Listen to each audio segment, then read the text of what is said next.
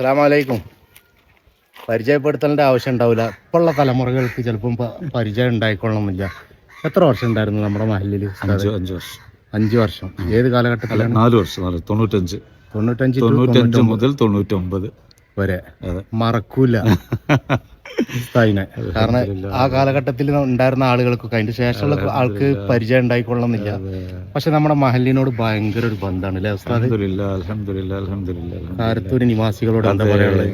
ഭയങ്കര എന്താ നല്ല സന്തോഷം, നല്ല പെരുമാറ്റം, മറക്കാൻ പറ്റാത്ത ബന്ധം. എൻ്റെ ഒരു ജീവിത വിജയം എന്ന് പറഞ്ഞാൽ ഞാൻ ഇവിടെ വന്ന് മുദരിസായി. അങ്ങനെയാണ് എൻ്റെ വിജയം തന്നെ തുടക്കം. ആനമങ്ങാട് എന്ന പേരിൽ അറിയപ്പെടുന്നത് കാരത്തൂരിൽ നിന്നാണ്. അൽഹംദുലില്ലാ. അള്ളാഹു എല്ലാവർക്കും പുറത്തു കൊടുക്കട്ടെ. സ്വദേശത്തും വിദേശത്തുള്ളവർക്കൊക്കെ അള്ളാഹു ബറക്കത്ത് ചെയ്യട്ടെ, റാഹത്താക്കട്ടെ. ഉസ്താദ് ഇവിടുന്ന് പോയിട്ടേ പിന്നെ വേറെ എത്ര മഹലില്? ഞാൻ പിന്നെ 21 വർഷം നേരെ എടവണ്ണപ്പാറ, അവിടെ 21 വർഷം. പിന്നീട് ഇപ്പോൾ പെരുമ്പടപ്പ് പുത്തമ്പള്ളിയിൽ 4 വർഷമായിട്ട് ജാറംപള്ളിയിൽ. അതെ, കേരളത്തിലെ ചരിത്ര പ്രസിദ്ധമായ പള്ളി, അവിടുത്തെ ഖത്തീബായിട്ട്.